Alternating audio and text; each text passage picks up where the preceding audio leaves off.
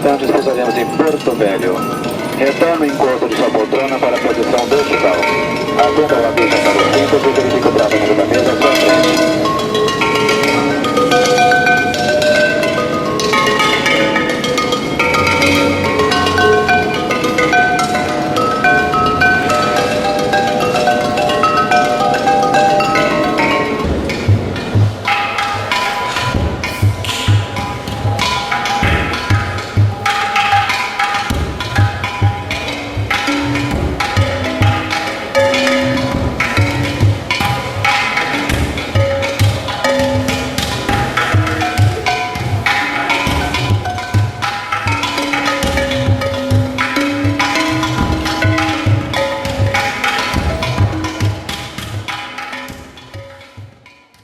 De tsunami aqui é meio complicado e pode dar também, né?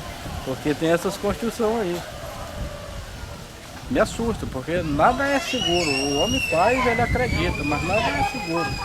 Se arrebentar essa barragem... É de tsunami, tranquilo, isso aí aconteceu mesmo.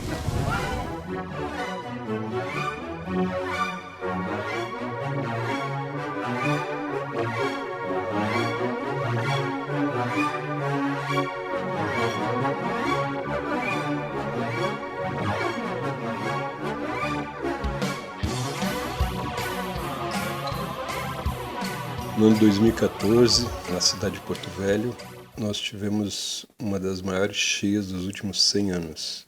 A partir dessas imagens que a gente viu, né, dessa situação de calamidade pública que se seguiu, nós começamos a registrar o avanço da água, né, e logo o regresso das pessoas retornando às suas casas.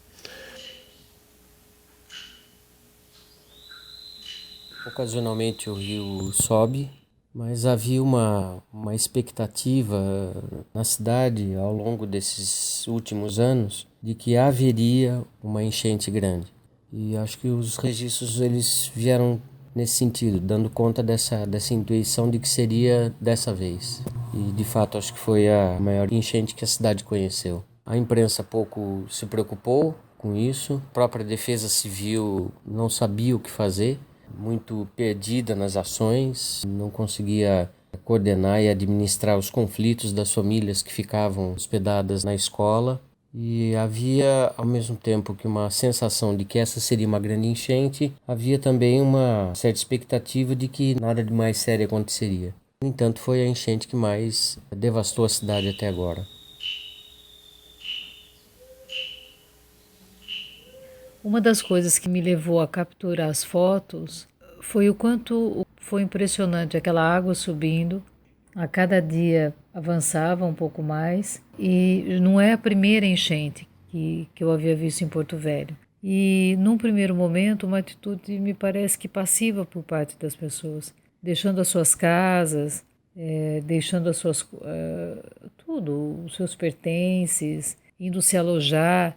Foi um período em que a prefeitura solicitou um trabalho voluntário e nesse trabalho voluntário, vendo a dificuldade de organização das pessoas nas escolas, a dificuldade de pensar enquanto grupo e apesar de todo incômodo, uma passividade. Eu acho que esse foi talvez a primeira provocação para a filmagem. Na época nós começamos fotografando a água tomando a cidade e depois, à medida em que a água começou a baixar, nós fomos acompanhando, não só com as imagens, mas com o contato com as pessoas, o recuo das águas. Eu acho que essa devastação da cidade, essa lavagem que a água foi fazendo das casas, tudo que ela encontrava pelo caminho, e a atitude das pessoas, eu acho que é a sensação que se tem numa região de fronteira, onde o viver de forma provisória vai para dentro das escolas, com as famílias, e ele continua, mesmo depois. É um sentimento de desolação.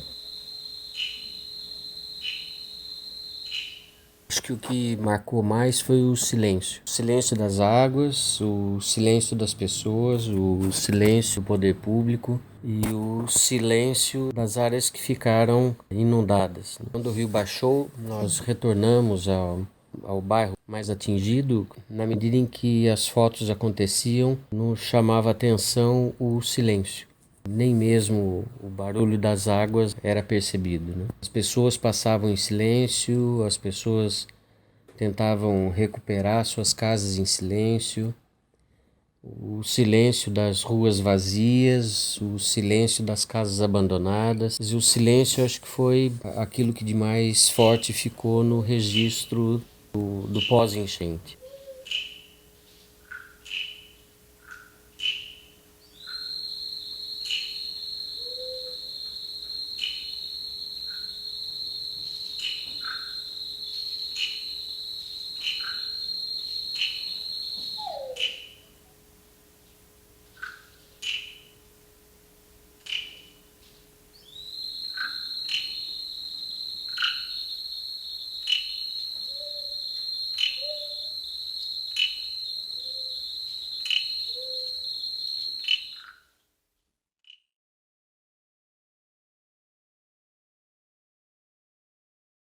O tempo todo nós lidamos com a precariedade, com o silêncio das pessoas que foram à mostra ou dos parceiros que nós tentamos encontrar, a dificuldade com o material, a dificuldade do respeito com o espaço.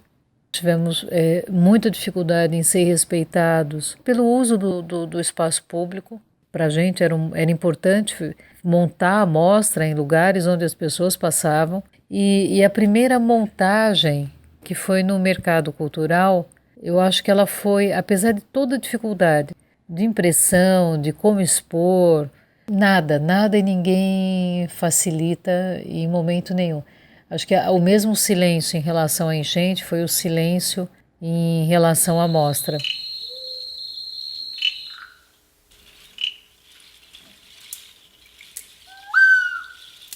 A dificuldade de compreender por que tantos móveis, tantos objetos pessoais foram ficando para trás. Eu acho que talvez por isso que nós tenhamos tido a ideia de fazer uma coleta do lixo das casas.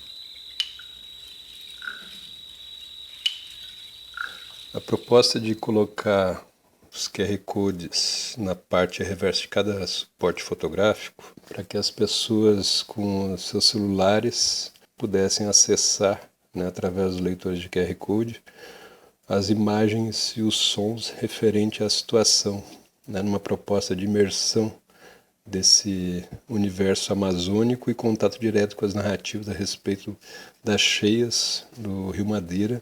Em cada reportagem ficou gravado, né, e disponível na internet para que as pessoas acessem. Os desenhos feitos em nanquim, eles remetem a paisagens inexistentes atualmente. Foram feitos pelo Flávio Dutic durante a visitação a alguns lugares do Baixo Madeira, e hoje esses lugares existem apenas na memória gráfica do suporte sobre o papel, estabelecendo uma certa dialogicidade entre o passado e o presente, dentro de uma técnica de registro ao modo dos antigos viajantes da Amazônia aqui. Colocavam tudo em aquarela, nanquim, né, entre outros materiais básicos.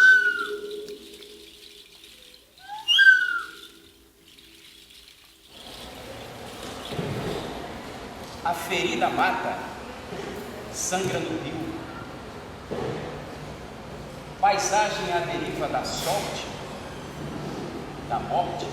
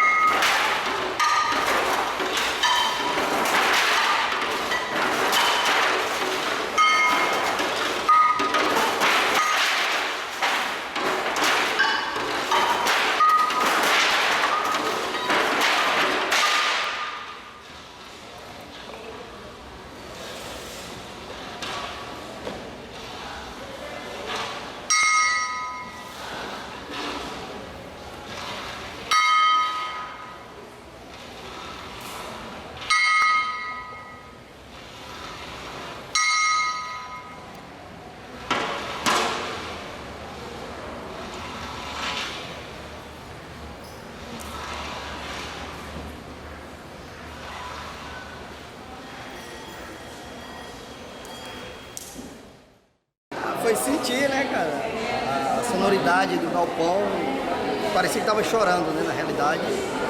Foi muito tenso estar lá. Cara, na realidade, quando a gente entrava no galpão, assim, só cabia a gente tentar traduzir aquilo, porque o choro, o lamento era muito forte. Foi tanto que a gente trabalhou, né? A gente foi, escutou, gravou, filmou, áudio, vídeo, levou pra casa, estudou e ficou escutando, pô, aqui parece um choro, pô, aqui tá batendo, aqui, aí juntou tudo e deu.